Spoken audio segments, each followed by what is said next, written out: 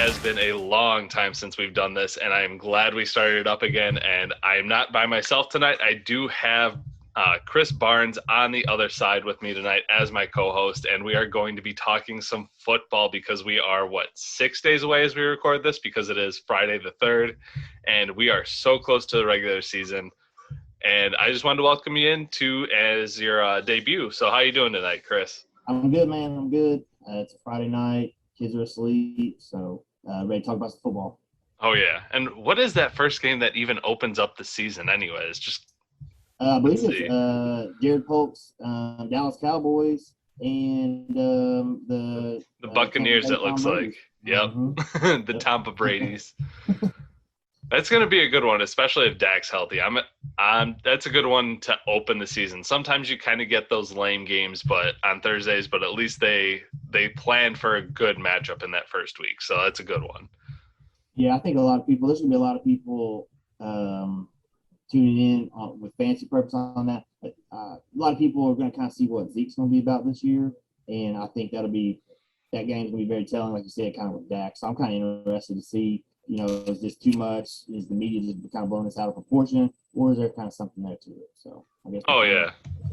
I mean, especially with the Cowboys being on Hard Knocks for, I think, the third time now, it'll be interesting to watch them. And Zeke, like you said, is a huge storyline going into this year. I sold them off this offseason, which was hard to do, but it kind of that thing of I didn't want to be holding the bag, and I'd rather take a risk on some younger guys with CD Lamb and Chase Claypool. So it sucks because he could absolutely ball out for 2 years, and it would look like it could suck. But at the same time, it's kind of the old Bill Belichick reasoning of I'd rather be a year early than a year late. Yep. But obviously, going with that, we are going to talk a lot of football tonight. We're going to talk about the NFL draft that we had, a month ago at least, if not more at this point. Yeah. And then we did that before baseball, didn't we? Or did we do I think after it was. Okay. I think middle of July we did it. Yeah. Somewhere in there. It was like one right after the other. But we'll discuss the picks. We'll talk about we're actually going to go through a little bit of a team preview and then look at week 1 with all the matchups and kind of give a quick preview and lightning round there of who's going to win their matchup. So why don't we get into the draft talk? Because I know you were really excited about it. You actually brought this idea to light again, and it really made me excited. It took us a while to get here, but we are finally here. So thank you for bringing it up, and I'm really glad we're doing this again. Yeah, I think this would be really fun. I think this would be something that is definitely subject to your opinion and everything. But this would be something fun we can get in and kind of look at. And I love how Fantrax keeps this around for us, so we can kind of look back over the years and see, I really missed that one. Dang, that was a good pick. And so I think this would be really fun to kind of get our opinion on it too, and see how far we can shove our foot in our mouth. Oh, of course. I remember a couple of years ago when N'Keal Harry, we were kind of talking about him before we started recording, but Jared was bragging because I think he got him with the 9th pick overall in that rookie draft. He's like, holy cow, you guys let him drop all this way. And I mean, he's barely making the Patriots this year at this point. But man, the NFL draft really is a crapshoot, but it is fun to see who you hit on, who you miss. And sometimes there's always that one guy that's touted as this is your 1-1 or 1-2. And sometimes they fall late in the draft and they just never make it. Kevin White was a guy that I was huge on when the Bears drafted him. Everybody was, him and Amari Cooper. Yeah.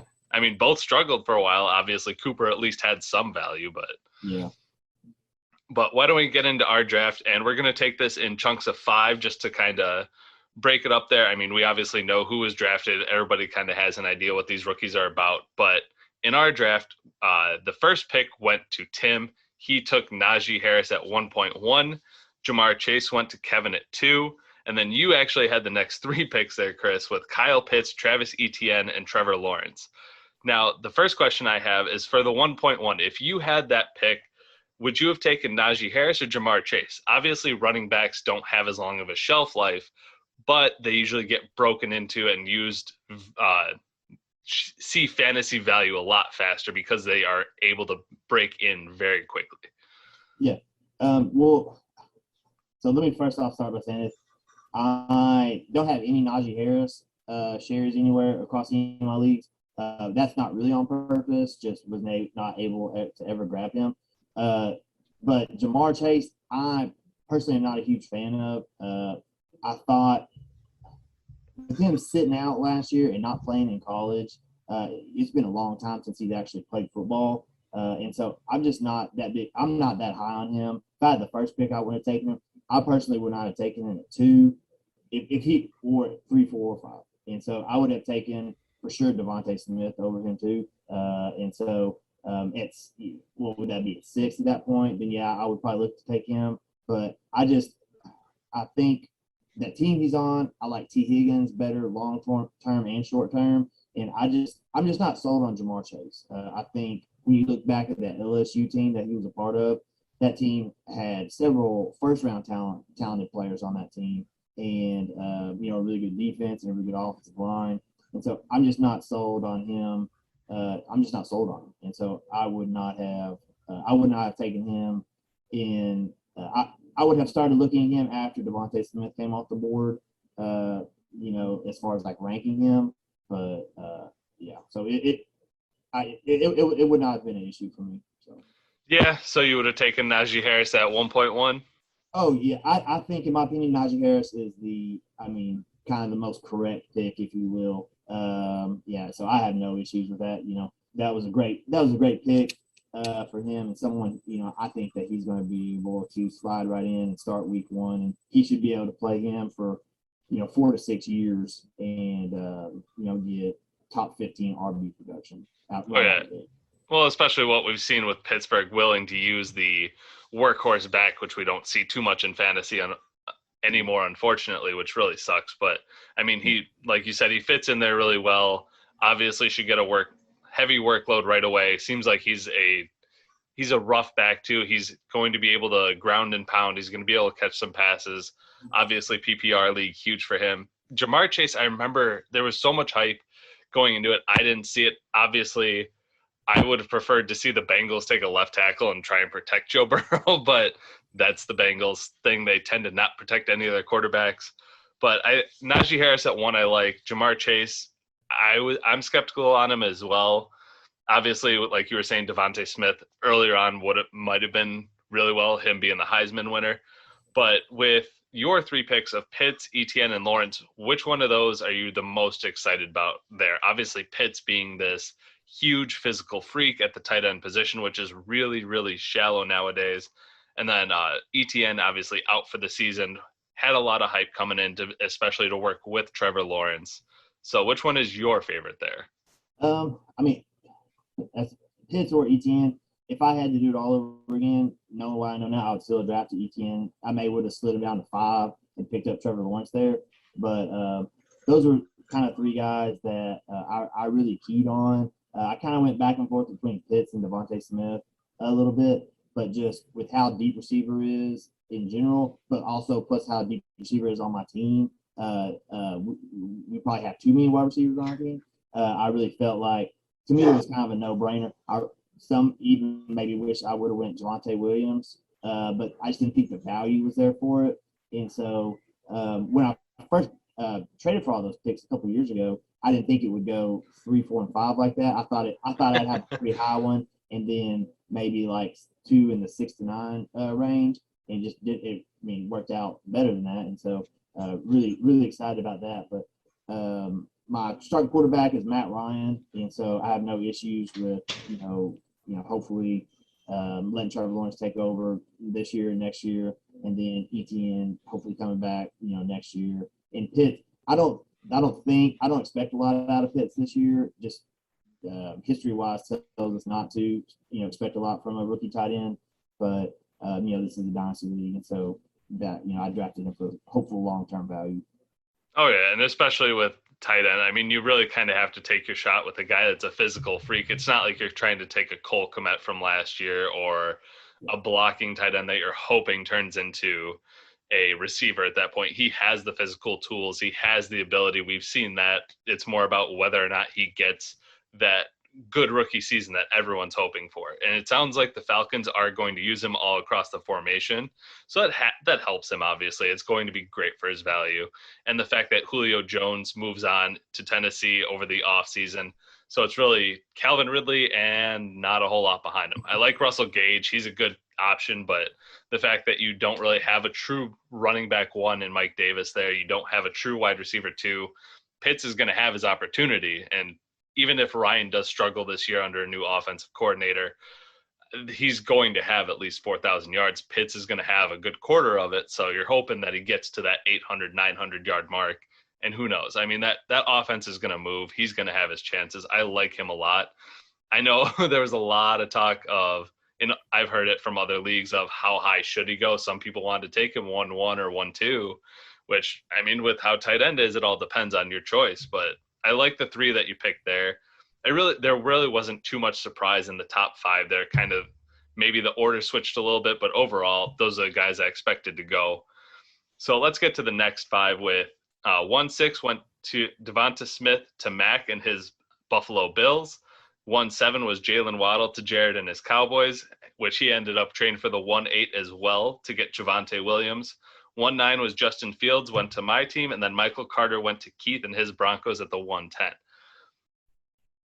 Which, any of these surprise you at all a little bit or no? No. I really like, I unfortunately really like what Jared did with Waddle. I really like him too. I think Devontae Smith's a great pick. And, he's a guy in, I would even say, a 10 or 12 team league that you're probably at least slotting right into your flex or maybe your wide receiver too. But with our league, with how many wide receivers and flex spots we have, he'll be a guy you can start week one. Same with Waddle. I really like Jalen Waddle a lot. I think he's just not a great wide receiver. He's a great teammate. You look at what he did in the national championship game. Basically, coming back out there on one leg. But that guy's a winner, and those are the type of players you kind of want on your team, both in the NFL and in fantasy, because those guys are going to get out there and mix it up. I think if Keith had to do it all over again, he would have picked Trey Sermon over Michael Carter. But either way, there's not a lot of people in the way of Michael Carter's playing time in New York, and so I think that was a good pick there as well.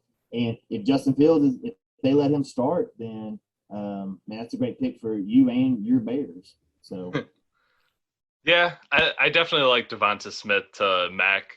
That's huge for him. He definitely has some pretty good receivers. Let me actually pull up his team as we talk here. But I mean, obviously Devonta Smith being a Heisman winner, I love that.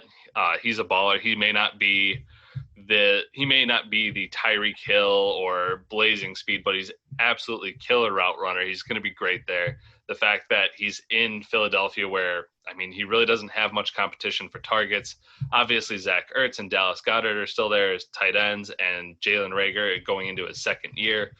But nobody is as polished and young as Devonta Smith, so I like that as a breakout for him right away. He's going to get that early season return on investment. He's got that going for him.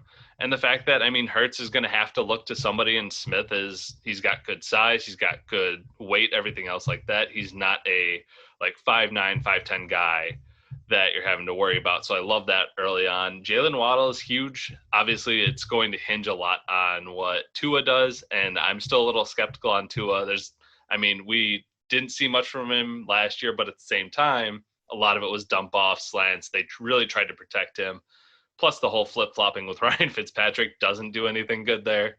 So that'll be interesting to watch. And I think the same thing with you were saying about Javonte Williams. He'll be interesting to watch, but I think Jared actually moved off of him in the DK Metcalf trade, I believe. Okay. Yeah. So he moved him. I mean, it was a good pick at the time. I like it. It's the fact that running backs are always a great commodity to have. Everybody's always looking for more. You can never have too many. So, and then when it comes to Fields, for that 9th pick for me, I was honestly torn because I wanted Fields partly as a Bears fan to watch him, but at the same time, I wasn't huge on Michael Carter. I wasn't Rondale Moore, Rashad Bateman kind of made me nervous of their landing spots, and we'll talk about them a little bit more later. But for me, it was okay. Highest ceiling on the board still for me was Fields. Obviously, I have Justin Herbert as a pickup from last year along with Ryan Tannehill, but I mean, you can 3 quarterbacks. We may end up going to a super flex. I know we've talked to about it of having one super flex spot, and maybe we vote on that in the off season. And if we do, that ends up becoming, I mean, obviously if any changes big like that, especially, we would have a full season and then an off season as well to adjust for it. But part of it's the Bears hype. Part of it's the fact that, I mean, he's a really good quarterback. He looks like he's going to be exciting to watch. And it never hurts to have another young guy, especially with Tannehill being in his or early 30s, I should say. Even though he's been really good, you never know when that's going to drop off. So for me, it was hard to pass up a running back, but I just felt the highest ceiling was there. And Michael Carter may not see a lot of touches early on in New York, but I think overall, long-term, he'll be good for that team. And especially for him to drop to 10 for Keith there, that was big. I mean, the fact that no one wanted to touch Jets early on in the offseason, and now they're starting to get a little bit of hype. Zach Wilson looks good. The fact that Corey Davis is working with him really well. Even if Michael Carter doesn't see early return on investment, I think he's going to be good for the future just because he's shown that he can play. It's not like he's a Trent Richardson type back so far of plodding and slow and everything else. So out of those five, which one's probably your favorite as in terms of value? Devontae Smith, because like I said earlier, I would have picked him for sure. If you gave me 5 rookies to pick, I would have picked him over Jamar Chase. So, to be able to get Devontae at 6 was really good for him. And I think Jared to be able to get Jalen Waddle too. I think he's going to be I really like Tua. Tua kind of goes along with Jalen Waddle just as far as him. He's just a natural leader. And I think whenever Tua hits his peak, I think he has like Russell Wilson type upside to where he's like top 4 quarterback in the NFL. Now, I don't think I don't know that he can sustain it as long as Russell Wilson can. But I think Tua's best 2 or 3 years, he can be, top 3, top 4 quarterback in the NFL. And you give him a guy like Jalen Waddle to pass to, I think it's going to help him a lot. And for you, for getting Justin Fields, at the end of the day, fantasy football is supposed to be fun. Yeah. And we want to be able to root for our favorite players. And so to be able to get a guy like that on your team, that's fun. And so no arguments with any of them. I really, if you ask me, so Devontae Smith would be my answer to that. And just because I thought getting him at 6 was just that's really good value. And I think that's a guy who could come out if he got 25% workload target share, that would not surprise anybody because and a couple tight ends, and that's really it. So yeah, and I agree. I mean, they're going to have to throw, even though Hurts can run, he's going to be huge, and we can talk about more how it affects Mac and his Bills once we get to the teams because it's a big pickup for him. So let's get to the second round because this is kind of where, I mean, we all knew what the top talent was supposed to be, but the second round is really where things changed and became kind of a crapshoot. You pick your guys, as it always is. But, I mean, obviously you had questions. So in the second round, at the 2-1, we saw Trey Lance go to Tim. So he's able to combine that with Najee Harris, 2 very young guys. Trey Lance, huge upside. And then we see that I grabbed Trey Sermon with the 2-2. Rondale Moore went to Bren and his Colts at the 2-3. Rashad Bateman went to Marcos and his Chargers at the 2-4. And then Kadarius Toney to your Raiders at the 2-5. Toney was one that, I mean, obviously, I feel like he was one of the quietest first-round picks that, I mean, nobody was really talking about him. Part of it is the Giants. Part of it's the fact that he's working with Daniel Jones. Not a lot of upside, but them also bringing in Kenny Galladay kind of overrode him and put him in the background. But I like that. And Tim getting Trey Lance, that's going to be huge. I mean, it's been a long time since Kyle Shanahan hasn't had good offensive players for fantasy football, whether it's running backs, whether it's quarterbacks. He's always made everybody relevant, really. It's hard not to have a fantasy football player that's with Kyle Shanahan and be unsuccessful. So yeah. Trey Lance is huge. Obviously, I love getting Trey Sermon at the 2-2, trading up there. And then Rondale Moore and Rashad Bateman are those ones. For me, Trey Sermon, I had to take him over the other 2. I figured 49ers have a better chance. I was nervous about Rondale Moore going to Arizona. Obviously, good offense, but how early does he see it, especially with Hopkins there? And then Rashad Bateman with the Baltimore Ravens has it's kind of that thing of it's a very small pie for the passing game in Baltimore, and he could absolutely be the wide receiver one, but how much do we really see? Yeah. So out of those five, honestly, I love the Trey Lance pick by Tim, getting him in the second round. Could be a huge guy, especially with how much he runs. Maybe he's in his rookie year, especially if Garoppolo goes down early, they wanted to make the switch. I could see him being a 900-yard rusher with maybe 3,000 passing yards in that offense. Absolutely. And that's huge for any quarterback that can run. Look at what Lamar Jackson did his rookie year and even his second year becoming an MVP. I think whenever I first was looking through this, I thought that Tim had taken Najee and Trey Sermon, and so with him having Tua also, I was kind of surprised to see him take Trey Sermon or take Trey Lance. I'm sorry. It's dual Treys in San Francisco over there. So for him, I'm kind of surprised he didn't take Sermon because he could have had two starting running backs he could have plugged in right away. And so if that would have been me, then that's probably what I would have done. But like you said, to get a guy like Trey Lance who you get out there in that system and kind of the sky's the limit for him. So I really like that. Trey Sermon was a great pick for you for all the reasons why I said I would have taken him one pick sooner or maybe even at the end of the first round.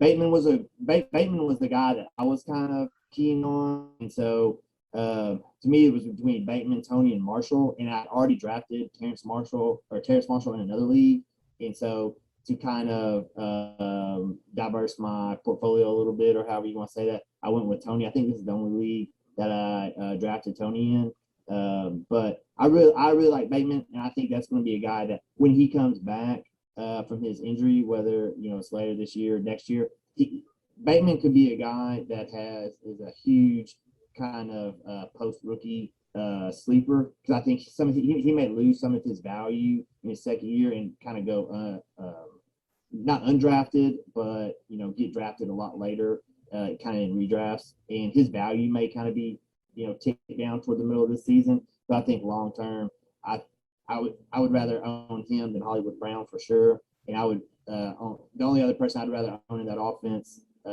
is Mark Andrews at tight end. Yeah, I agree with you there. And it's like you said, Rashad Bateman may be a little bit suppressed right now, but I think he's going to be perfectly fine. Hollywood Brown hasn't shown much. He's been the deep threat out there. And even when he hasn't been able to connect with Lamar. So who knows what the problem is there. What the fact that he hasn't been able to stay healthy either really hurts him. So, he drops the ball a lot too for a wide receiver. I mean, he's not, dropping it all the time, but he doesn't lead the league in drops or anything. But, that's where Bateman really kind of specializes is, he has really good hands. And so I think that's going to be huge for Lamar Jackson too, to kind of give him a guy that he knows he can throw the ball to that's going to catch it. And so I think that was a great pick for him. I honestly, that's who I was going to pick right there. And so he kind of sniped it from me. Kudos to him. And so that was a great pick. Rondale Moore, I'm kind of indifferent on, I guess. I don't hate it. I don't, it's just kind of, to me, that's just a kind of a second round crapshoot, kind of like we talked about coming into it. Don't hate it, but I like Bateman better, but kind of to each their own on that. Yeah, with the Cardinals, if they didn't have, especially bringing in AJ Green, having DeAndre Hopkins, having, I'm trying to think of who else is out there. Christian Kirk. That's who I was thinking of. The fact that you have all those guys, I mean, we could see Rondale Moore be a guy next year, the year after, be huge, but early on, it's going to be hard to tell. He won't have his chances right away to really break into it, and that's unfortunate. But like you said, it's second round crapshoot. I think Rondale Moore can be decent. He's just going to have to earn his time really quick, even if when Christian Kirk leaves and AJ Green, maybe he learns something from those guys and becomes a better receiver because of it. But early on, he's going to be a more wait-and-see guy. So Tony will be interesting to watch. Obviously, Giants still don't have a quarterback that's reliable. I mean, obviously, Daniel Jones is one of the best deep ball passers, but everything less than 20 yards is horrible. One of the picks he threw early in the preseason, it was bad. I don't know. There was not a receiver within 5 yards of that pass. So that Giants offense is going to be something to watch. Not in a great way, but Tony's definitely a guy that I would have been targeting where you were at. I like Terrace Marshall's definitely looking interesting. So let's get to the last 5 picks there, which does start with Terrace Marshall going to Marcos's Chargers at 2-6. 2-7 was Elijah Moore to Jared. 2-8 was Ramondre Stevenson, also to Marcos again. Amon-Ra St. Brown to Tim and his Vikings, and then Amari Rogers as the what is it? I can't think of it. Oh, damn, Mr. Oh, the thigh guy, whatever his name is. No, I'm just trying to think about what is it? The last pick of any draft is always Mr. Irrelevant. Yes, Mr. Irrelevant. Yes, is Amari Rogers to Kevin Saints. I mean, honestly, the best pick here I think is probably Terrace Marshall of the Panthers. Okay. He's looked great. That offense is looking great, and even though Sam Darnold isn't a huge name value, I think he's going to play well in that offense. Even though he's not going to be a wide receiver 1 right away, the fact that you have DJ Moore, Robbie Anderson, and him all working together, they look really good this early in the preseason. I think he's a great pickup. He's looked excellent. And the fact that, I mean, they had a pretty good offense last year when they had Bridgewater under center, so Darnold can't be worse than that. The fact that he is willing to take shots downfield, the fact that he's willing to open up the playbook. So Terrace Marshall's huge there. Elijah Moore will be interesting for Jared in that Jets offense. We haven't seen much of him. He's got star potential. But other than that, I mean, Amon-Ra St. Brown and Amari Rogers are kind of crapshoots. Really not much at the end of the draft there. It's deep. They have possibilities, but we'll kind of have to wait and see there. And then Ramondre Stevenson, obviously with Sony Michel leaving the Patriots and him being the only back behind Damian Harris is interesting. And Bill Belichick seems to love Stevenson, so he'll be interesting to watch early on. Yeah, kind of Terrace Marshall to me was that's a really good pick right there. Everyone else, kind of you get into this range, you kind of throw a dart, and you kind of hope for the best, and maybe you get a guy who we look back on this in a couple of years and say, golly, I can't believe Jared got Elijah Moore, where he did, or, I can't believe Kevin got Amari Rogers there. And so, but, kind of until then, we just may not know. So. Yeah, I agree there. I'm actually trying to see, I'm pulling up some of the claims, see if there's anything else there. But yeah, I definitely like Terrace Marshall. Like you said, you would have picked him at the 2-5 if you didn't have him elsewhere, obviously. But I mean, you got to diversify. You can't always be in on everyone across all leagues. Otherwise, if something happens to him, you're kind of screwed. But I definitely like Elijah Moore. Stevenson obviously is a backup running back in New England with Mac Jones winning that job is huge. I think that's going to be good depth, especially if something happens to Damian Harris, or if, say, Harris just doesn't play well, and then all of a sudden, I mean, we saw the breakaway speed for Stevenson, the fact that he looked really good in preseason. Good guy at the end of the draft there. Amari Rogers and Amon-Ra St. Brown. I think St. Brown went to Detroit, if I remember right. Yes. Okay, yeah. I mean, especially they don't really have anyone there in Detroit as a standout guy. He's going to be one of the first guys to get looks early on, so that'll be big. And then Amari Rogers, I mean, who knows? We'll kind of have to wait and see. But there weren't any bad picks in the draft. I love the fact that we've gotten so many more knowledgeable guys. I mean, Vic was a good guy. He was great to have in the league. But the fact that we were able to get Tim and Marcos and Brendan here, it's excellent. The fact that, I mean, they really know their shit. I'll give them that. Nobody's been lax on it. So, yeah, I thought this was a really great draft. Kind of who everyone you thought would get picked got picked. There's no real surprises. No one not did anything crazy, but no one rocked the boat and did anything that no one took. There was no bad picks, I guess is what I'm trying to say. So that's good to see. Everyone kind of studied up for it and then was ready for it, and kind of had a plan. So. Yeah, and then some of the guys that went after the draft, we saw Chuba Hubbard get picked up, Pat Freiermuth, Nico Collins of Houston got picked up, Diami Brown, who looks like he's going to be dynamic in that Washington offense. And then obviously Zach Wilson got picked up early, and then Mac Jones got picked up by Chris recently, with him winning the job early on. So still, I mean, obviously us only doing 2 rounds in a 10-team league, you're always going to have some rookies that are able to be snatched up by whoever's there, willing to take the risk. I mean, you never know, especially if you have an old guy who hasn't performed or you just feel like they're done, take that risk on the rookie. So no one really surprised. I was kind of surprised that Mac Jones didn't go in the draft. And same with Zach Wilson, him being the second overall pick in the actual draft. Obviously, I think a lot of that is just the Jets kind of stink there. People are always nervous because Adam Gase has been there. It's going to take a couple of years till people actually trust Jets players for anything. So, I mean, the fact that Zach Wilson's looked good, the fact he's been picked up in our league is huge. We never know what quarterbacks are going to be. Yeah, there's a kind of a podcast I listen to, and they're a couple of these guys are very high on Zach Wilson. Have him as QB1 as far as this draft class, and so while I don't agree with that, I do think that he's going to be a guy that they're going to give the franchise to day one. And he after the draft, that was someone that I looked at picking up, but I knew I wanted to keep Lawrence. I knew I wanted to keep Matt Ryan. And then I think I still have Sam Darnold as well. And so I did not want to carry 4 quarterbacks. No, you don't need it. There just kind of wasn't any room for him. And but so I do think he's going to be a really good player. I think he's going to throw the ball a ton. If he was the NFL Rookie of the Year, or in fantasy football, if he was QB1 for rookies in fantasy football, that would not surprise me. I would almost expect that maybe. I think Trevor Lawrence is going to be right up there too, as far as rookies go. But I think they're just going to let Zach Wilson just come out and sling the football and throw it till his arm falls off. So. Oh yeah, and they've surrounded him with some talent. Obviously, Corey Davis getting some hype recently. The fact that he's looked really good as their wide receiver 1. They've got Elijah Moore. They've got some guys out of the backfield that can catch. Now the question is, do you believe Tony Romo when he says he could become the level of Patrick Mahomes?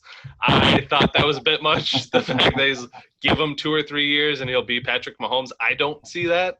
Yeah, I think he can be good, but not that level. It's a really hard level to reach. It is a really hard level to reach, and I think Patrick Mahomes, when his contract kicks in, they have to start making some decisions on offensive linemen and wide receivers and stuff like that. They've already had to do that, and so Patrick Mahomes is great, but he also has Travis Kelce, who is the best tight end in football, and they have Tyreek Hill, who is one of the top wide receivers in football. And so they have a team built around him to help. I mean, he accelerates. And so now what are they going to do whenever they, have to start making some tough decisions on, linemen or other players and stuff like that. So I think he won't come back down to earth or anything, but I mean, he's still the best quarterback in football right now. But I think the next couple of years, we'll kind of see him plateau out a little bit, and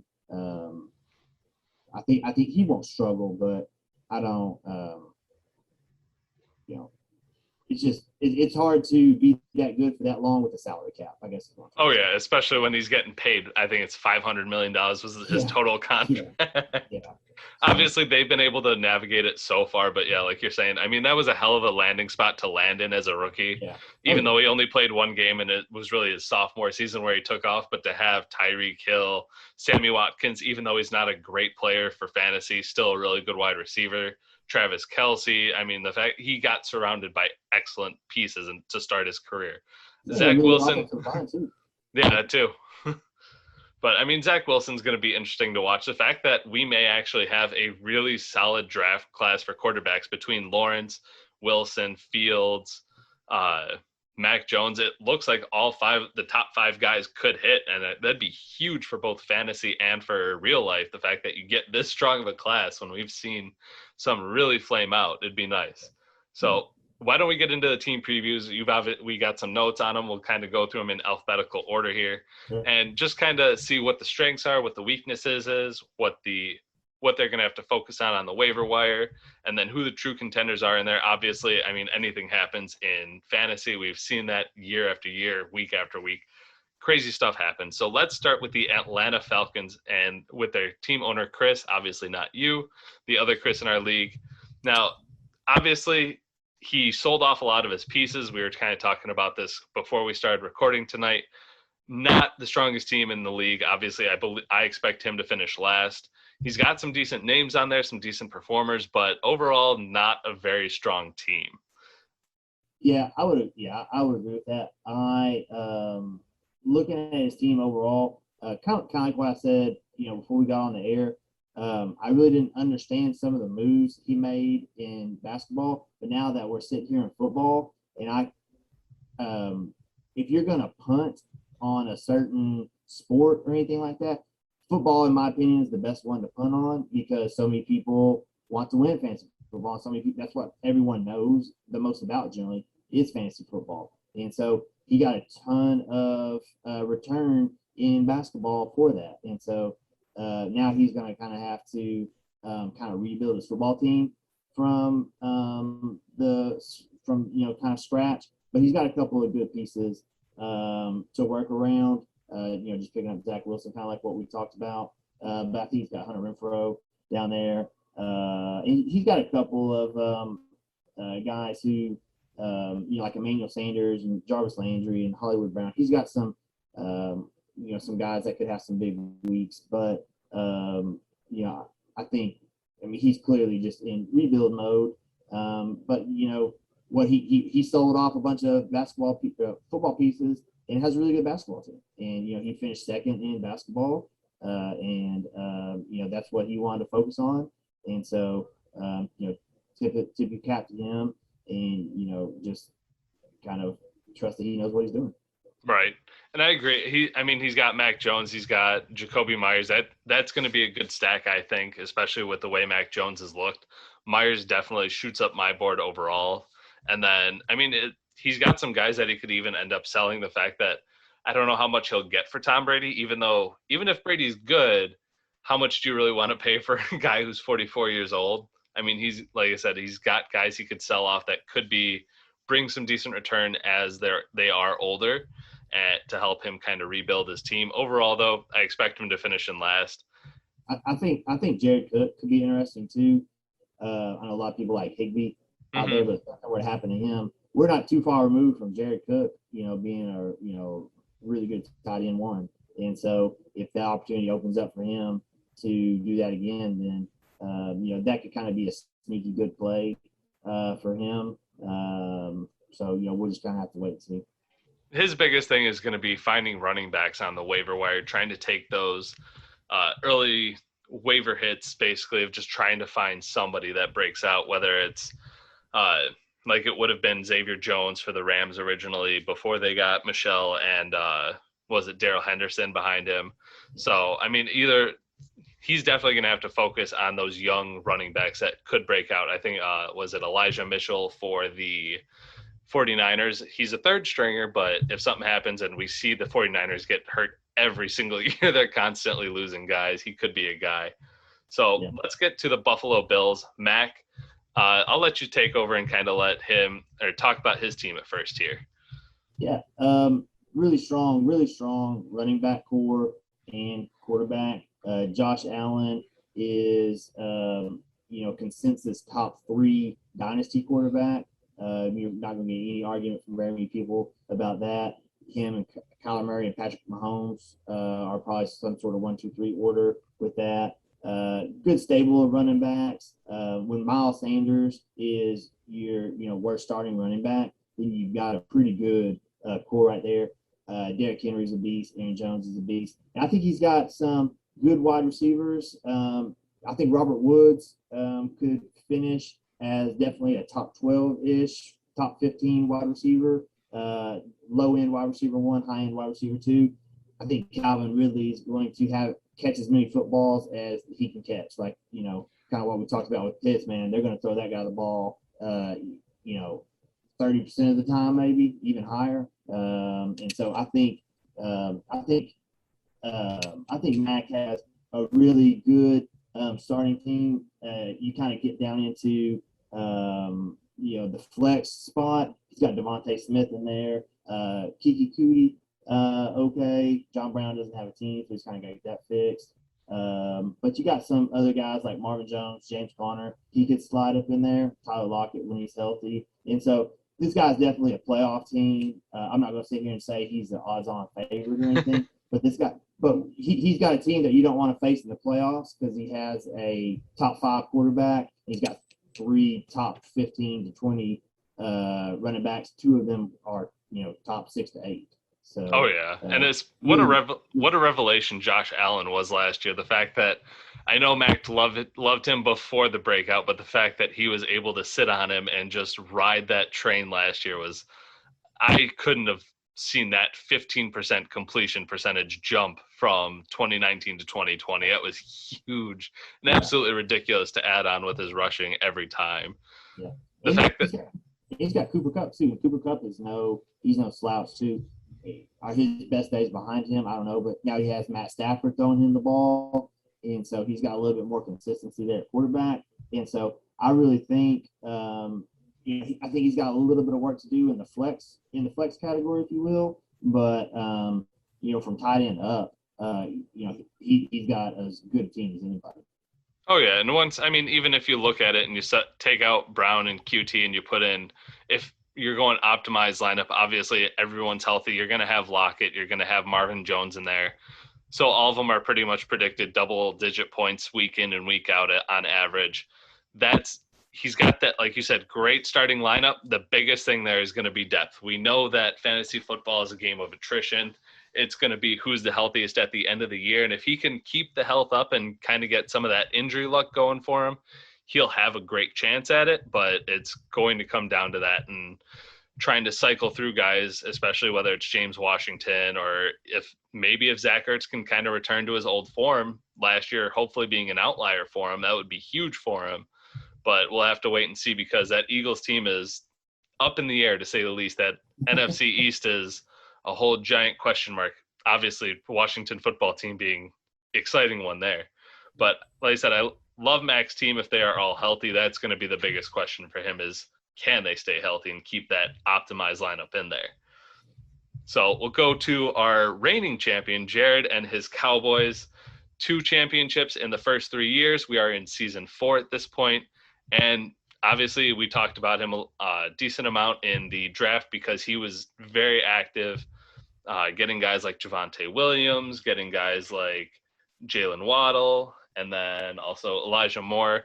So those are going to play big into his future. But then he moved on from Javonte Williams, did acquire the DK Metcalf, obviously a top 8, top 5 dynasty wide receiver, depending on who you talk to, but obviously in the top 10. Huge for Seattle. Big boom weeks. Sometimes you're going to have some bust weeks, obviously, as you do with guys like that. But the fact that he's a freak athlete and can convert pretty much anything you want for him. He is relying kind of heavily with Seattle there, obviously having Metcalf and Carson, but he did kind of get lucky with James Robinson not losing all his value because ETN is out for the year. I like the starting lineup for him. When it comes, having Lamar Jackson definitely doesn't hurt. He had one of the hardest hits this offseason, though, between Watson pretty much being in limbo there, between who else did he lose over the offseason? He had, who else was the big question marks? You had Deshaun Watson. James Robinson, too. Yeah, that was one originally, too. He took a lot of hits in the offseason. I couldn't imagine it being Jared. Obviously, coming off a championship is never a bad thing, but all the question marks he was dealt with before our draft had to hurt. And it's never a fun time when you're sitting here going, what is happening to this team? Yeah. This is a guy who's a championship, definitely a strong championship contender. Lamar Jackson will be kind of interesting this year. He started off pretty slow last year and then kind of really came on strong. I give Jared a ton of credit for kind of not transforming his team, but he's got a couple of guys, Julio Jones, Mike Evans. Some of those guys are not old, but they're a little bit older, and then to go out and be able to get a guy like Metcalf, kind of like you said, I'll take it a step farther. I think Metcalf is probably a top 5 to 8 just dynasty player, regardless of position. Guy's a freak who can, run routes and has great speed. And so, I really like him. Jared has a really strong team, especially you start getting down here and you start playing you're able to start playing a lot of running backs in the flex who aren't, Kareem Hunt is probably just a third down back, in all essence, but Carson and James Robinson, those guys, they play all 3 downs. They're going to get a ton of volume, and so he's got. when you say Mark Andrews is probably his worst starter and he's still a top 5 tight end, yeah, that's true. That's a good problem to have. And so Jared's got a really good team. You get down here, you got a guy like Michael Gallup, who I think he could be a guy who could have some big weeks, could be huge during bye weeks. I really like Henry Ruggs too. I'm a little biased there with that, but I think between him and Brian Edwards for the Raiders this year, one of those guys is really going to step up and kind of really separate themselves from the pack. I've got Ruggs in a couple of leagues. I got Edwards in a couple of leagues just to kind of see if I can catch lightning in a bottle with one of them. And you got Waddle and you got Hawkinson too. TJ Hawkinson is a top 5, 6, 7 tight end too, and so he can't even crack the lineup. And so that's how deep of a team Jared has. And so you're not going to see me crying tears for him with Deshaun Watson, but I will say he's done a really, really good job of being able to bring other people on and not lose anything in his lineup and kind of turn it around some. So. Yeah, and he's got the opposite problem that Mac has. He's got a lot of depth on his bench where they all have a lot of upside. Elijah Moore, who knows what he could be, like you were saying, Ruggs, a lot of hype around Laviska Shenault this year. Just the fact that he's going to see a lot of touches, whether it's rushes, whether it's just dump off passes, whether it's deep passes. He sounds like he's going to be really involved for Jacksonville. And then obviously, like you were saying, Jalen Waddle and Elijah Moore as rookies could be interesting. And A.J. Dillon, if anything happens to Aaron Jones, I mean, Dillon's going to get the bulk of the carries there with no Jamal Williams. So the fact that he's got that as a problem is not a bad thing. Yeah. Yeah. And then he even has Hunter Henry on his IR right now. Obviously, we'll have rosters set before the beginning of the year, but he's got 3 decent tight ends. Hunter Henry could be something out in New England, so we'll have to wait and see. But obviously, he's looking to defend that title, like you said, going and getting DK Metcalf and getting these guys. He's got absolutely star-studded lineup, got some interesting depth on his bench. So we'll probably see him in the playoffs easily, barring any crazy injuries. Well, I mean, you say even barring injury. I mean, you don't want to.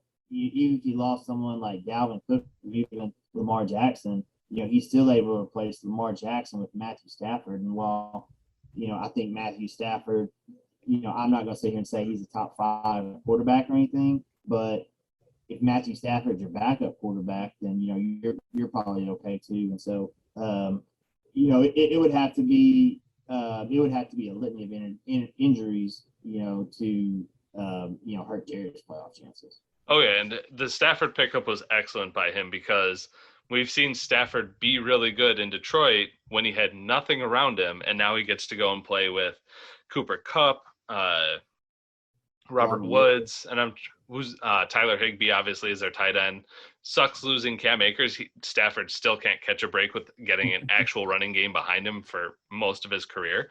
But it's just he's used to it. But he actually has decent receivers. So even if he's not putting up top 5 play, he's still going to be one of the best options out there because he has the surrounding talent around him. So let's move on to Keith's Broncos, who have they've taken hits over the last couple of years, just between injuries, between aging out. And he's kind of fallen off harder than I expected, but I mean, that's dynasty football for you. It's bound to happen because of what happens.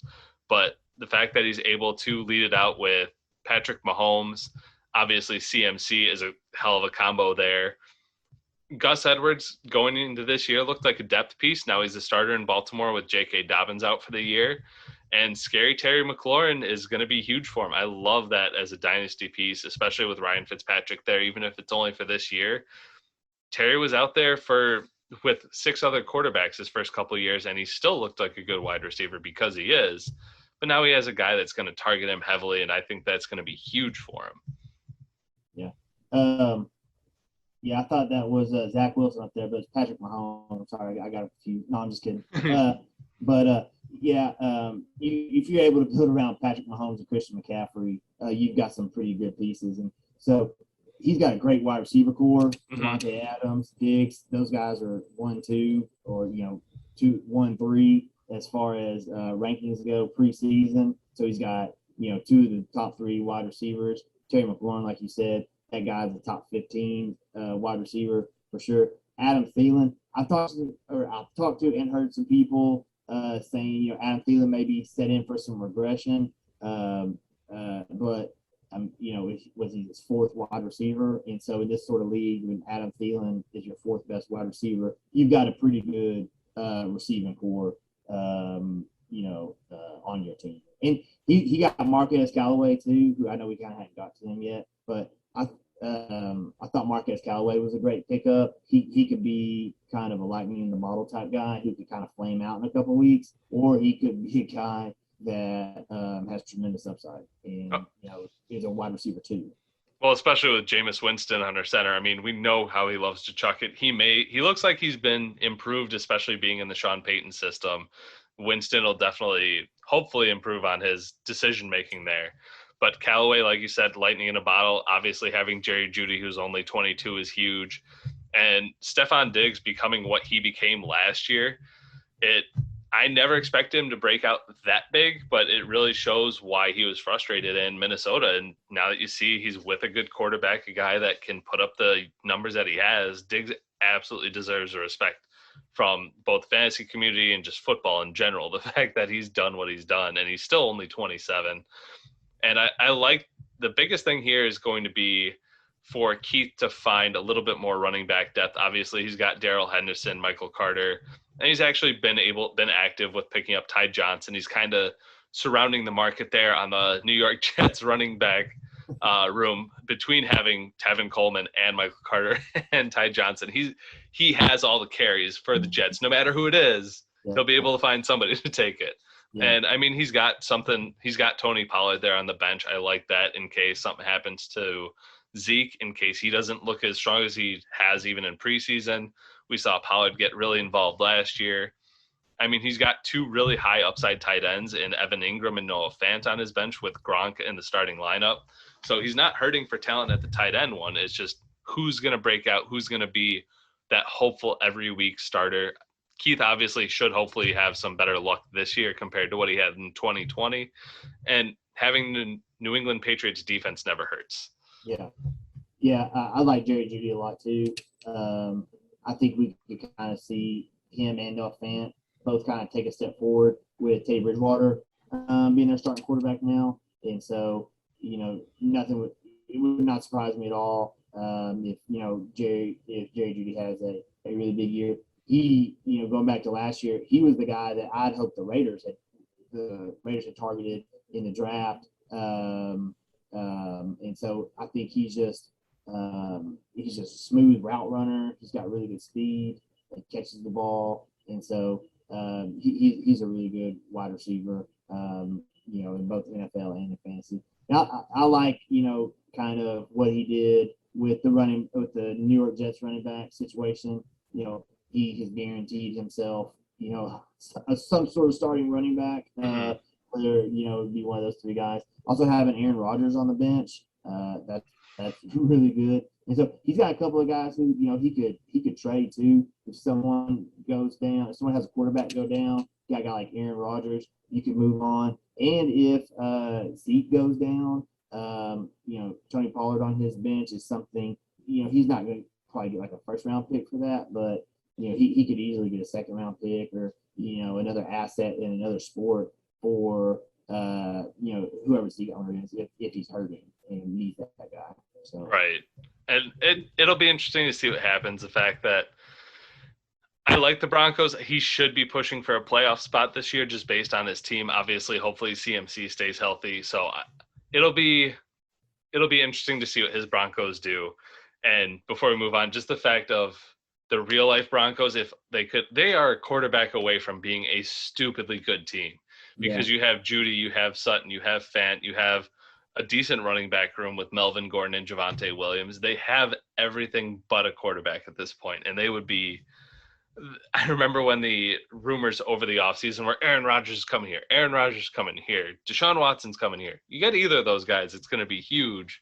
And maybe the Broncos find a way in real life to kind of get that next quarterback in there to get an actual franchise guy. And you'll see Jerry Jeudy and Cortland Sutton and Noah Fant skyrocket up rankings. Just anyone that can make that offense explode. So they'll be interesting to watch. As a Raider fan, it does not bother me at all that John Elway has not been able to figure out the quarterback position. Which is crazy. Yeah, which is crazy. And let me ask you a question. Do 6 teams make the playoffs or do 4? 6. 6, yeah. So there's not 6 teams that are better than Keith. Unless he has a lot of injuries or something like that would pop up. And so Keith would definitely make the playoffs.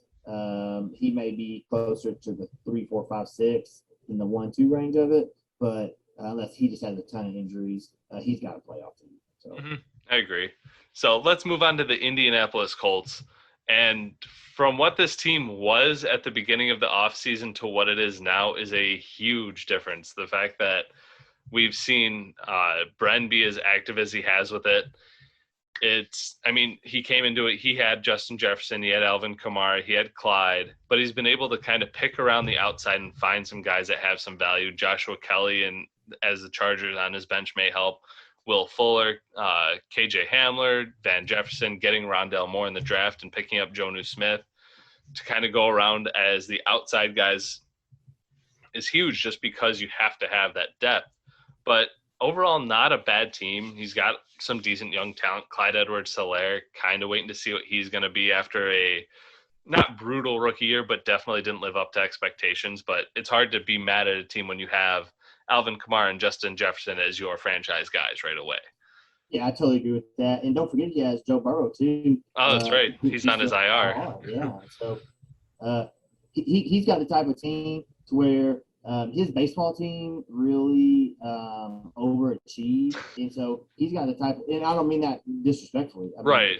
His team really played a lot better than I think a lot of people thought they would. And so he's got the type of football team to where you got a guy like Kamara in his prime that if he's kind of sitting at the 9-8 spot in football, maybe he could sell a guy off like Kamara and try and get a big return in basketball or baseball coming up to kind of so he's kind of got a team to where I think I don't think he'll necessarily be on the outside looking in, but I think he's a borderline probably playoff team in my opinion, just because of the depth. I think he's got 2 really good running backs and a couple good wide receivers. But when you get too far down the list, there's some guys in there that, he's going to really need a lot from Devontae Parker and a lot from Anthony Miller, to kind of carry him to the playoffs. Tyler Boyd, too, could be have a good year. I think Tyler Boyd will be fine. But just as far as his depth goes, he's got some guys, like I said, that if he's not where he wants to be, a week before the trade deadline, that he could start, he could pick up the phone and say, hey, I'll let Alvin Kamara go, but, I'm going to need, a King's return in, baseball or something like that. And so, right. And, there'll be someone that will answer that phone call. They may not ultimately be able to get a deal done, but you know what I mean? But there'll be someone who will at least be interested. Yeah. Sure. And he's got the star-studded power. He may not be a serious playoff contender at this point just because, obviously, like what you said, the depth isn't there. You kind of have some question marks around it, but he has that star-studded power. I mean, we saw Alvin Kamara score 6 touchdowns on, Christmas Day last year and just be absolutely stupid. And the same maybe Clyde Edwards-Helaire takes that step up and helps him. But Deontay Johnson as a wide receiver 2 is not bad. He's going to get the volume. and Big Ben looks a lot better this year. Sterling Shepard could be the wide receiver 1 in New York. He's got some upside. The floor is a little bit lower, obviously, with guys like Zach Moss on his bench. But I like the team overall. He's got the star-studded power, and you kind of need that in any fantasy sport. So he has that ceiling, but he's going to fluctuate a lot of weeks, I think, just with what he has.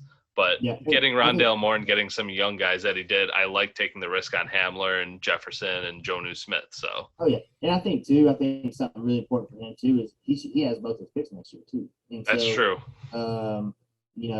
if he does end up slipping into 7 or 8, something like that, well, he's going to get a top 5 pick. Then he'll have 2 top 14 picks to go along with Clyde Edwards and Justin Jefferson and some of those guys. And so he's got some guys who, the good thing about his team, he doesn't have anybody that the championship window has already been shut on. Alvin Kamara is a great player, but he's not reached his peak yet. He's probably, he's probably still got another at least probably 2 seasons where he's a legit RB1 top 5 player. And so, he's got a real nice future. He's got a good team this year too. So. Yep, especially in a sport like this where it fluctuates so much week to week. So let's move on to my Kansas City Chiefs. I'm really excited. I'm still excited about the season, even though the opening to it hasn't been great, losing J.K. Dobbins and Michael Thomas. Obviously, Dobbins out for the year, Thomas out for who knows how long. And then Kenny Golladay being hampered already kind of hurts. But overall, I feel good about my team. Strong running back room, strong wide receivers. I'm really excited about CeeDee Lamb this year. Looking for that breakout, hoping that Dak can stay healthy. Obviously, back-end RBs and Mostert and Harris, I'm really excited about it. And after picking up Justin Herbert and having Justin Fields in the room, I've got a pair of Justins for my quarterback. One of them's going to play. So I'm really excited about it. I've got a couple of guys that I'm taking jumps on, at least for running backs, in Tyson Williams for Baltimore, who I think is a sneaky add in any league, especially Dynasty, with Gus Edwards being really the only guy ahead of him. And if something happens to him, we know Baltimore is going to run. So I took that risk. And I mean, obviously I'll have to drop some guys before the year, but hopefully we can see Saquon Barkley become healthy again before the start of the year, because he was huge for me in my one championship. So yeah, really, you and Jared's teams are 1A, 1B, and so I guess you would put Saquon in there for Harris or Mostert or someone like that, but you're definitely keeping Waller in there for one of your flex spots, or Kelsey, one of those two. And so really good RBs. Jonathan Taylor is a guy who got a lot of healing in the preseason, and then his left guard got injured, his quarterback got hurt, and so he's kind of come back down a little bit. But I think he's a top 5, 6 dynasty running back, top 10 dynasty player. David Montgomery had a really great season last year, and no reason not to think, because I think Cohen's still hurt because he tore his ACL. So he's and they said he's had a hard time even just walking right. Like he hasn't looked like he can even walk normal. Like he's got a little bit of a limp. So I don't know what's going on with him. Yeah. But I'm really excited about Pittman in Indy, just because T.Y. Hilton is out for a while just because of the neck injury. And I mean, we know my team's strong, but what a weird offseason and preseason for the Colts, between losing Quentin Nelson at guard, losing Carson Wentz, and them being out anywhere from 5 to 12 weeks. And then all of a sudden they're like, no, we're going to be ready for week 1. Yeah. I couldn't imagine being a Colts fan and just kind of the roller coaster that leading up to the season has been. Yeah. That team has been so odd, but with them. Yeah, I really like kind of going with that. I really like streaming the Seattle. I think they play Seattle week 1. I really like streaming Seattle's defense against them, just because the Colts have not had a lot of time together with their first team on offense. And so I think I own Seattle's defense in this league, and I've picked them up in a couple other leagues just to kind of stream them week one, just to kind of see where it goes. I like Chase. I like Claypool pretty good. Hill and CeeDee Lamb. CeeDee Lamb. That's a top 10 dynasty wide receiver guy right there. Allen Robinson, especially if Fields has a big year, Allen Robinson could have a really big year too. And so I really like your team a lot. I like Justin Fields. I'm sorry, I like Justin Herbert a lot. I found myself I like Fields too, but I really like Justin Herbert. I found myself in a lot of redraft leagues with Justin Herbert just because he's a top 10 guy, but he's kind of gone after some of the other guys. And so I found myself with him quite a bit. I like Mike Davis a lot too. There's kind of what we said about the Jets running back situation. There's no one else competing for playing time with Mike Davis, and so in Atlanta, and so that guy is going to get all the run, pun intended there, that he wants, and so really good team.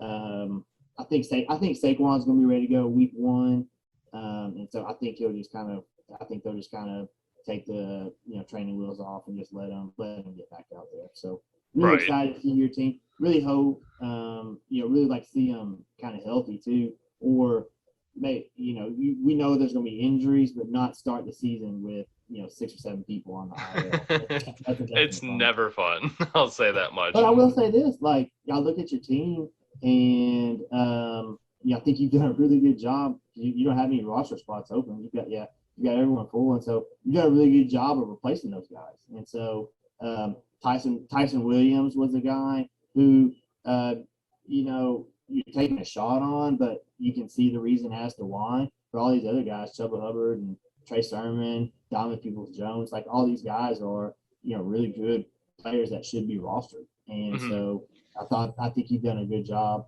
of filling in for some of those injuries, and even Mostart and Damian Harris. I mean, those are really good players that should be owned and should be started. So you've got some injuries, but I think you've done a really good job of navigating those injuries and finding some guys, whether it be through the draft or whatever, to take their place the best you can. So I think one of my favorites since we started this league has got to be Darren Waller.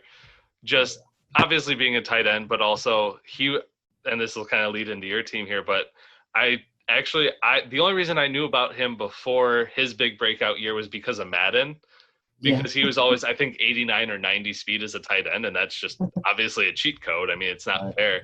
So when I had heard that he had signed with the Raiders, I was like, why not? I'll pick him up. And I mean, look what he became. And it was just simply because I had played Madden. I knew he was fast. I knew he was decent. So I was like, why not? Let's take the risk on it. Yeah. So mentioning the Raiders, let's move on over to your team. And I was kind of surprised at some of the stuff you had to deal with last year. Obviously, you lost Godwin wasn't great for a while. You lost Debo for a portion of it. George Kittle missed a lot of the year. And it was kind of a brutal year there for you. But you've still got a really good team. Obviously, having 3 out of the top 5 picks in this draft class was huge for you, adding guys like Kyle Pitts to a strong core of Cooper, Godwin, A.J. Brown. Josh Jacobs has kind of taken a little bit of a hit, but you've got Matt Ryan, like you were saying, Sam Darnold, who I think could easily be a breakout because he's only 24, and that really kind of blows my mind. I thought he was at least 26, but I think he was one of the youngest quarterbacks ever to play too, from what I remember. Yes. So, I mean, you've got some really good guys here. The fact that Logan Thomas is your backup tight end, I like that as a second or third option. He showed out last year, and he may not have the same ceiling, but you may as well take that risk because he showed he could at least play in the league. And I think he was a converted quarterback, wasn't he? Yeah, he was at Virginia Tech, and Arkansas played them in a bowl game a couple years ago, and I think he did a little bit of work to us. But I like Logan Thomas, especially as a second option there. And so I going into the draft, I knew kind of my big area of weakness is running back. I got pretty lucky with Sonny Michel, landing it with the Rams. I did not see that coming, but also didn't want to cut him, even being in New England. And so got some work there to do at running back. And so ETN when ETN went down, man, that was pretty big. That hurt quite a Yeah, bit. you were counting on him for sure this year. Yes, I Although was. Michelle moving to Los Angeles actually kind of helped you because it diversified your backfield. Because now Yes. you don't have to deal with him and James White in the same backfield. Michelle should get some run with LA. James White's going to catch some balls and be a good safety valve for Mac Jones early in his career. So I like that. Josh Jacobs, obviously, his career has been really odd to start his whole career because of the fact that he started out excellent last year, kind of fell off. Now he's dealing with Kenyon Drake. We don't know what his role is going to be. People expect him to be a top 5 running back. He has the talent. And I mean, the Raiders offense isn't bad. They're not a top 5, but they're sneaky good. They put up a lot of points last year. So yeah, running back's definitely your weakest, but you've also got some guys that work really well with PPR and Boston Scott and James White. And you obviously have, it's just that one spot you really have to work on. So you can focus on that on the waiver wire. You don't have to try and churn through wide receivers because you're strong wide receiver core. So you're kind of very focused in on what you need, and you know that. Yeah. I'm kind of I really don't know what to expect from Odell Beckham Jr. It's been a long time since he was Odell Beckham Jr.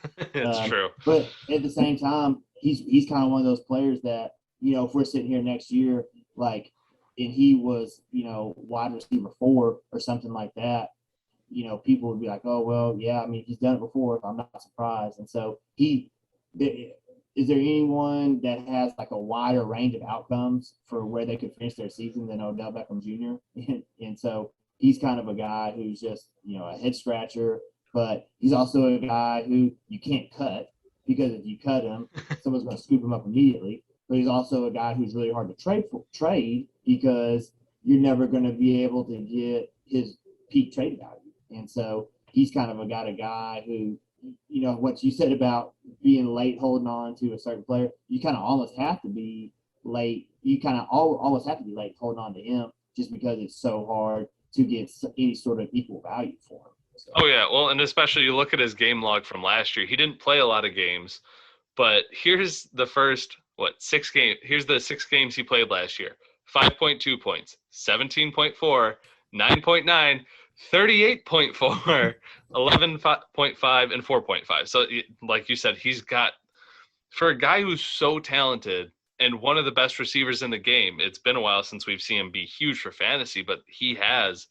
I mean, you see his lowest was 4.5, but his highest is 38.4. He can be that game-breaking receiver, and it's crazy the way his career is unfolded after seeing him be this guy who balled out his rookie year. Second year was even better, but we haven't seen him be consistent in a while. And it's like you said, if you told me he was the wide receiver 4 at the end of this year, I wouldn't be surprised. But if you told me he was the wide receiver 34, I kind of wouldn't be surprised there either. Yeah. I mean, obviously Cleveland is expected to be a good offense, but they want to run the ball 600 times a game and throw it 10 times with Kareem Hunt and Nick Chubb. So I can't blame them, but at the same time, they've got some good receiving talent. So it'll be interesting to see how their season unfolds. Yeah. 2 years ago, he averaged 19.2 points a game. And then it went down to 12.6 and 12.4. And wow. So, I mean, he's still young. So, that's how old he is. So he's a guy who, I mean, there's just a ton of outcomes. He's still only 28, which is not, I mean, that's wide receiver years. I mean, you're fine. You're in your peak there. And yeah. Just be interesting to kind of see what he does. He's going to be that guy that when you're in redraft leagues, he's probably going in around 5, 6, 7, somewhere around there. If he turns out to be Odell Beckham Jr., he's going to be a guy at the end of the year, if he has a big year, where he's like on like 40% of all winning teams. You know what I mean? He's going to be that guy that really, outperformed his rank and everything. So I think he'll be interesting. Just to close it all out, I really like my team. I think my team is definitely a tier below, your and Jared's team, but I like my team, and barring just a whole bunch of injuries, I definitely think we'll be a playoff team. So. Oh yeah, with that you've got the strong wide receiver floor, and if you get a couple of lucky breaks, or not even lucky, but good breaks in the running back room, you'll be perfectly all right. Yeah. So let's move on to Los Angeles Chargers. We've got we've only got one loss. Well, because you were the Las Vegas Raiders, I completely forgot they started in Vegas this year. Yep. So now, last year they were in Vegas. This is year 2. Did they? But they didn't play in Vegas. Where did they play last year? No, they played in Vegas. They just couldn't have fans. I thought the new stadium started this year. Uh-uh. But okay, yeah, I guess so. Yeah, I forgot about that. Yeah. So, which I'm sure everybody, that's got to be a blast to be in that stadium this year. They're excited for it. Yeah. So let's move on to the Chargers, who Marcos really did a hell of a job recrafting this team. So originally he did not have Zeke. He did not have Javonte Williams, did not have Keenan Allen. He added so much talent to this team that was barren going into at the end of last year.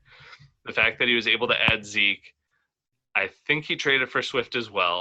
I'd have to look that up, but he acquired guys like Keenan Allen, Zeke, drafted Terrace Marshall, Darnell Mooney, I believe, was a pickup for him. Cole Kmet as his tight end is a little sketchy, just because we don't know how that tight end room is going to work for Chicago.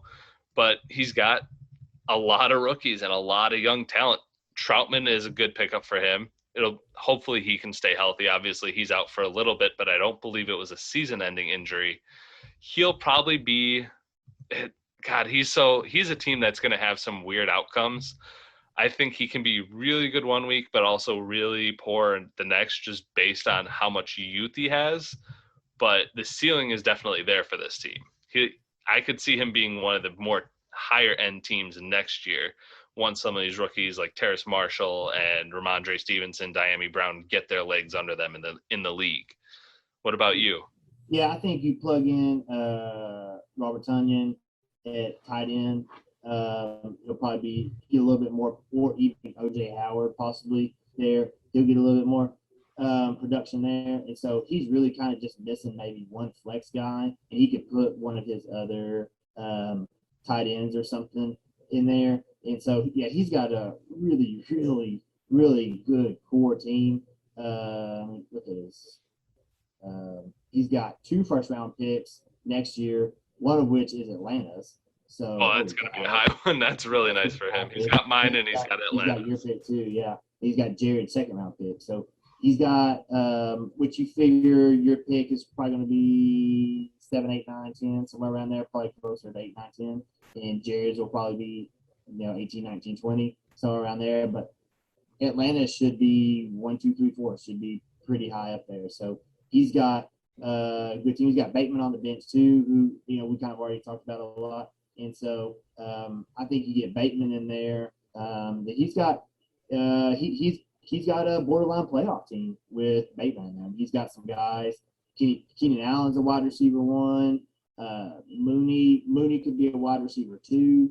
He's kind of a guy who's going got a lot of helium right now. Got a really good running backs in Zeke and Swift, and so Russ Wilson's a top 10 quarterback. So he's got a really good team that I think's got a pretty nice future ahead of him. So I agree. He's got the same issue that Mac has of pretty good starting lineup. He's obviously got a couple more holes.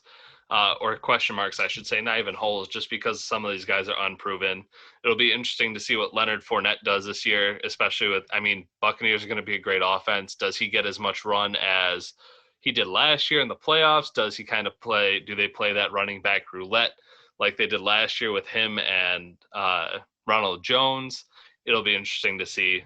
Obviously, having to rely on 2 of the wide receivers for Carolina will be interesting to see that play out, just because they could be a really good offense, but it also caps your upside every week having 2 of the same receivers on an unproven offense at that point. But a lot of the talent, he's doing the right thing as you're trying to build up a contending team. Take that young talent. Obviously it's unproven, but you could see Nico Collins become the wide receiver 1 in Houston pretty quick, since there's really not anyone else out there at this point.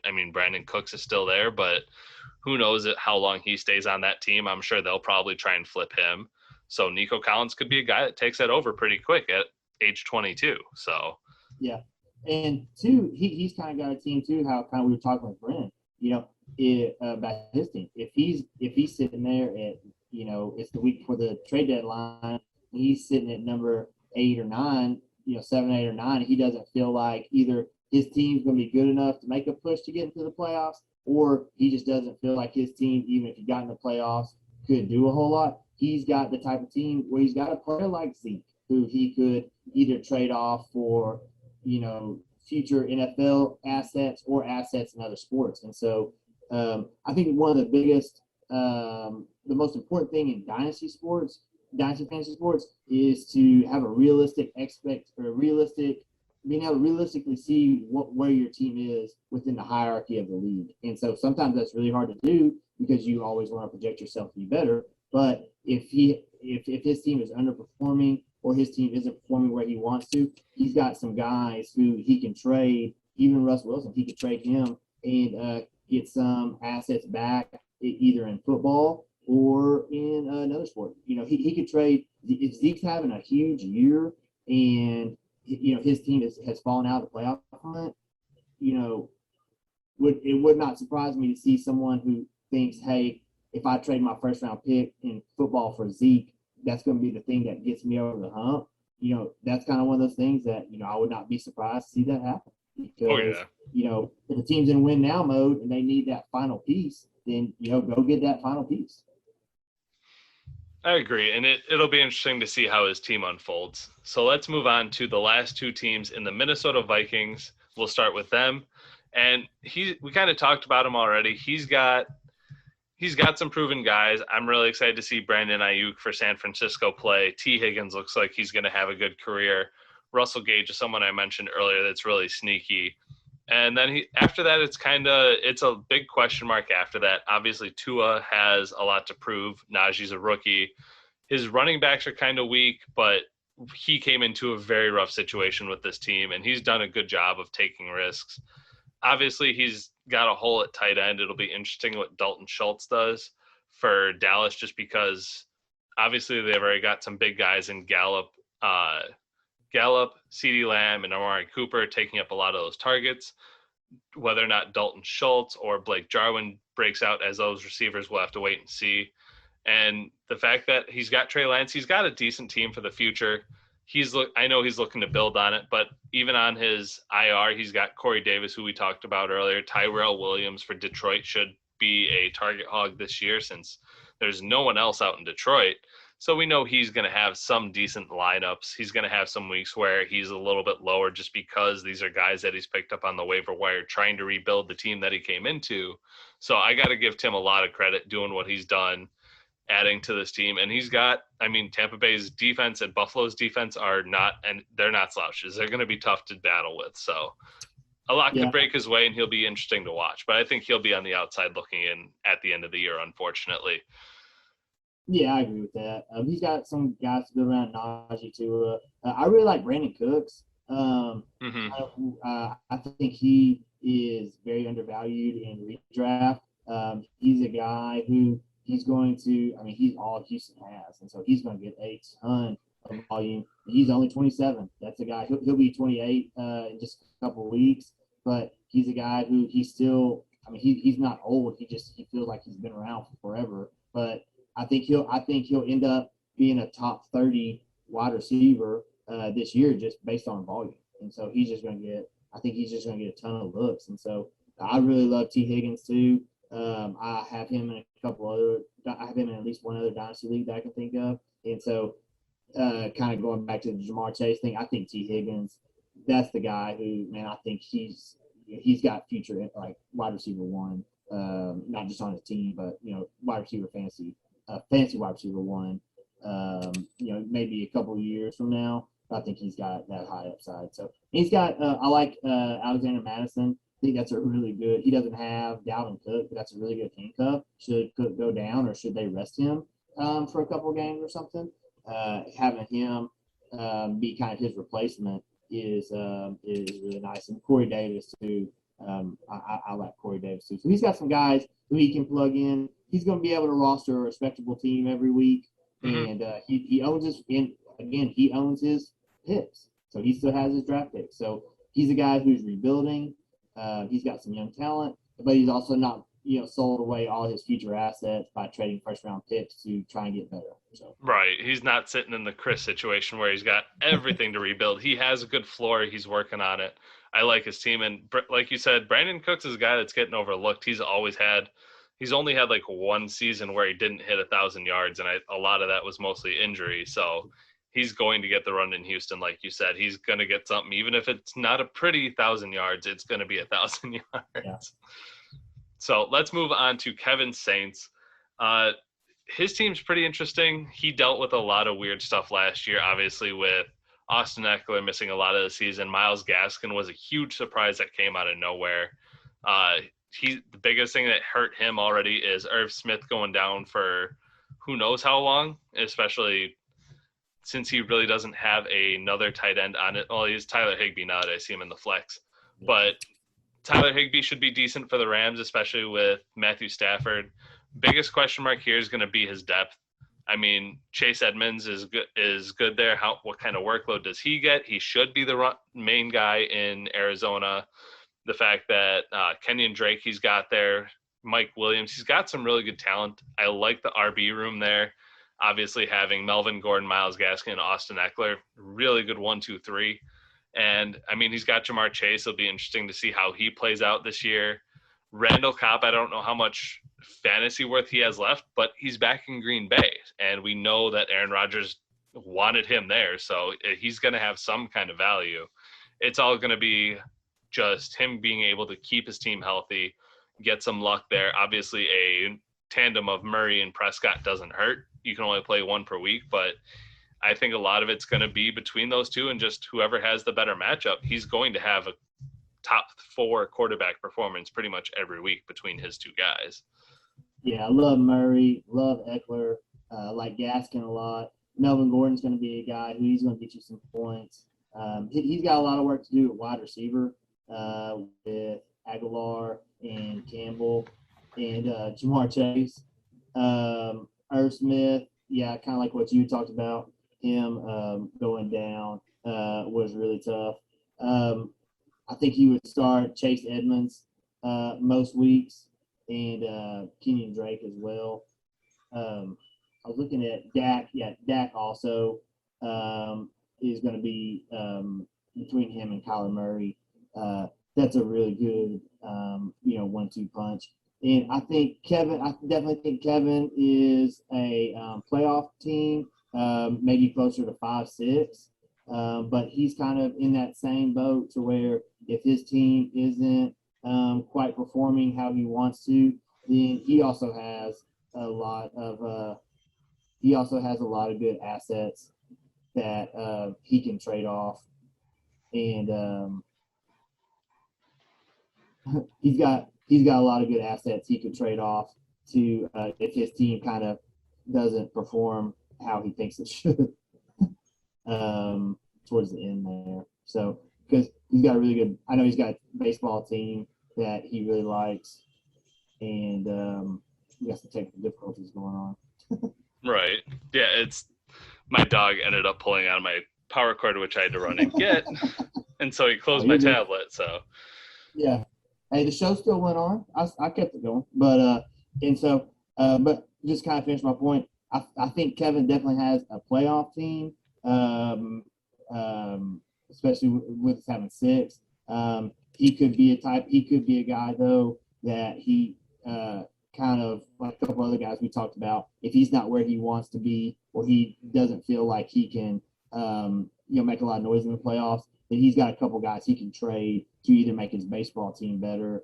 He's got a really good baseball team too, top 4 baseball team, and so he's got some players he can move around if he felt the need. So yeah, and he had that route with you where originally he was kind of screwed with running back diversity just because he had Kenyon Drake and Chase Edmonds, but now Drake is in Las Vegas and Edmonds should be the starter in Arizona, barring anything crazy with James Conner.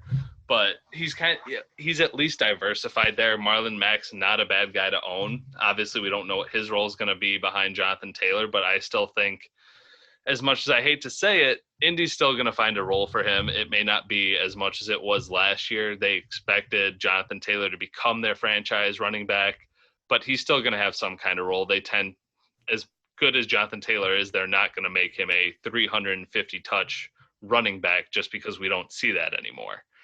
So he's at least got some of the depth in a harder to find position like that. And I honestly think Randall Cobb's going to surprise a lot of people just because he's back in Green Bay. He never did much in Houston, but now that he's with his guy Aaron Rodgers again, he's going to do something since, I mean, it's pretty much Devontae Adams and kind of whatever else. Tunyon's decent, but I wouldn't be surprised just if Cobb went out and had 800 yards and, I don't know, 6 touchdowns or 5 touchdowns. The fact that he's it's back in Green Bay and Aaron Rodgers knows how to work his magic. Yeah, if we optimize his lineup, kind of we were talking about that with someone else, I can't remember who it was, but slide Higbee up into tight end, and then I think Chase Edmonds definitely is the guy he should be starting, and then I think Drake with the how many bodies we need for this league. I definitely think Kenyon Drake is going to be a guy who should get some flex consideration. And you go him, Mike Williams, and Drake, Mike Williams, and Chase Edmonds in your flex. Then his team just looks a little bit better there, and so I definitely think Kevin's got a playoff team here. He still owns his first round picks, and so he may be the type of guy who he may be looking to move some of those first round picks as we get close to the trade deadline to better his team. He may be kind of doing the opposite of what we talked about earlier with some of these other guys. He may be a big time buyer looking to make that step from going from 6 to 5 to making a big buy to pushing up into trying to get into the 5-4-3 range. And I think Nelson Aguilar is a sneaky ad that he got in the offseason as a wide receiver. The fact that Mac Jones is there, Aguilar looked like he actually improved as a wide receiver compared to his Philly days when he was out with Las Vegas last year. So I think he's going to have some decent weeks. A lot of it's going to come down to his wide receivers stepping up and finding some of that ceiling that they should have. So yeah, and Aguilar was huge for the Raiders last year, and then Paris Campbell with T.Y. Hill now. I don't know if we talked about that earlier or not, but Paris Campbell could be he could be a guy who sees a ton of action with T.Y. Hilton out for who knows how long. So, yeah, I mean everyone's building up Michael Pittman, but I wouldn't be surprised if that first week against Seattle we see Paris Campbell have like 8 catches for 80 yards and a touchdown. It's the way that Indy does it. It's usually not their top guys. It's usually one of the others that, whether it's Zach Pascal, Paris Campbell, or Nyheim Hines, that have these big blow-up offensive weeks. So yeah, I like Kevin's team a lot. He's got if he has a lot of luck break his way, he could be a guy who, once he gets in the playoffs, Kyler Murray's the type of guy in the playoffs who, he's the type of player that could win you a playoff game by himself, just with his output. So. Yeah, it's going to be tough for him to make that decision every week just because we saw what Prescott did last year in his first 4 games. He was putting up 40 fantasy points a week just because that Cowboys defense is so bad and he's got the offensive pieces. That's hard to sit one of them every week. But obviously Murray has the running. Prescott can run a little bit too. And the fact that he may pass for 350 yards or 400 yards a week, because I think he was on pace for over 6,000 yards last year before Prescott got hurt, which is just absolutely insane. Yeah. So before we end the show, I wanted to do a lightning round of week 1, and we'll go through the matchups real quick, just kind of off the top of your head, after everything we've talked about with these teams. Give your prediction, who you think is going to win to start that first week, because we will see some of the results come in on Thursday. So let's start with your team. You will take on the Buffalo Bills. You guys are currently separated by 1 point, and that's a non-optimized lineup for Buffalo. Who do you think wins your guys' matchup? I really don't like David Johnson being my starter, honestly, and so that's pretty tough. I don't know that I'll start Kyle Pitts week 1 either. And so I really think this could be a toss up. It, this will definitely be a close game. And so Josh Allen's got a good matchup, as does Derrick Henry. And so I and Miles Sanders. And so I'll definitely give the slight advantage to Buffalo there. But I think there's still going to be some moves that I try and make, and there could be some moves that Buffalo tries to make as well. So. Great. I think Buffalo probably pulls it out because he'll end up setting his lineup a little bit better. But I mean, Godwin and Amari Cooper dueling it out on Thursday night's not bad for you. And then Deebo Samuel and George Kittle going up against Detroit. We know San Francisco is going to put up points there, so they could absolutely have a blow-up week. I think Buffalo pulls it out against you. It's going to be a tight one because as good as Josh Allen is, it's still against Pittsburgh, so they'll definitely get some pressure on him. Yeah. So let's go over to the Colts and Saints. Currently, the Colts lead by they're predicting a 24-point win for the Colts. I'm probably going to go Colts here. I think they've got a decent lineup, and the Saints are kind of dealing with a little bit of issues with, like we just talked about with him. The wide receiver's a little bit questionable, so we'll have to see what happens there. But I'm going Colts. Yeah, if he optimized his roster, I think it would be a lot closer. And man, I don't know that I'm not playing. I don't know if I'm playing. I would probably go with Dak against Tampa Bay, then on the road at Tennessee that first game. And so, I think there's a couple of tweaks to his lineup he needs to make there. I think that will be a lot closer. I think that'll be a lot closer than what this is giving us right now. But I'll still give, kind of like what you said, I'll kind of still give the slight advantage to the Colts. Just you got Jefferson, Kamara, and so that's a really good starting spot. So let's go on over to the Falcons and the Vikings, the lowest scoring matchup between the two. I'm going Vikings. I think once he kind of looks at his lineup and optimizes it, I just don't see the ceiling for Atlanta and Chris. He's going to have some issues. Yeah, he's got Tom Brady, but he's got Antonio Brown in a good matchup. The rest of it, I'm mediocre on it. I think the Vikings have a chance to pull it out. Russell Gage against Philly will be interesting. So I'm going to take Vikings kind of in the upset here because I would consider it an upset considering what he's putting out there versus a little bit more talent in Atlanta with Tom Brady. Yeah, I think he's got Jameson Crowder out there who he could probably substitute out for someone else. And so yeah, I would definitely I think that'll be kind of close too. I'm kind of, no offense, I'm kind of surprised to see Atlanta being favored in that. But I mean, it's just kind of, I guess, what it says. I mean, you've got some guys on Atlanta that they're starting, Balaj and some of those guys who 3 points may be generous, Right. So there's some, there's some definite, who knows how it's going to go. But they've also got some guys like Renfro and Myers too, who could have big weeks too. So that's true. So we'll go on over to the Cowboys and Chargers. I think that one's a rout. Obviously, we talked about Jared and his Cowboys being a championship contender. So I'm going to go with him in an easy win there. Yeah. I mean, this is kind of this is the biggest no-brainer we've had so far. And I will say that there's a couple. The Chargers can optimize their line a little bit. They've got some guys not in and stuff, and so which would not make the final score, a 64-point loss or something like that. But they've Jared's got a tough team, and there's not going to be very many teams that beat him. Right. I agree. So then we'll go on to the game of the week. And it's not just because it's my game, but it's the fact that it's the highest scoring between the two and one of the closest. The Denver Broncos of Keith and then my Kansas City Chiefs. Keith's projected 183. I'm projected 194. I'm nervous about this first game just because his Broncos are healthy. The fact that it is Patrick Mahomes, the fact that he does have Gus Edwards against Las Vegas. I mean, Christian McCaffrey Devontae Adams, Stephon Diggs. It's a hell of a lot of star power, and I'm nervous about it. I'm gonna say I pull it out just because we don't know what Marquez Callaway and Kendrick Bourne and Gronk are gonna be this year.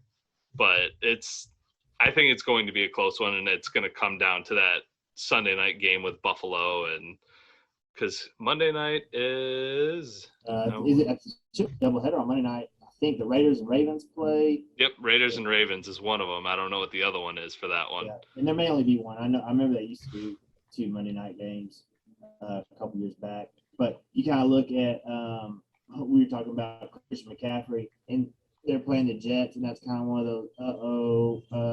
Boy, Christian McCaffrey may come back really mad about last year, and he could have a huge game. How much of the Jets going to be able to contain him? Right. It's still McCaffrey. Oh boy, shoot! That's you kind of may just have to hold on for that one. But you guys have some pretty favorable matchups as well. Antonio Gibson versus the Chargers is a really good one. Tyreek Hill and going to Cleveland or going against Cleveland.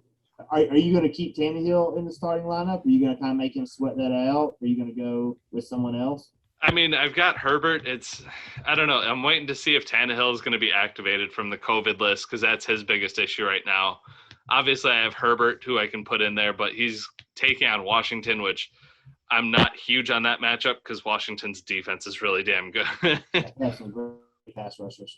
Yeah, I mean, Chase Young is obviously an absolute stud after what he did last year, so I'm waiting to see what happens with him.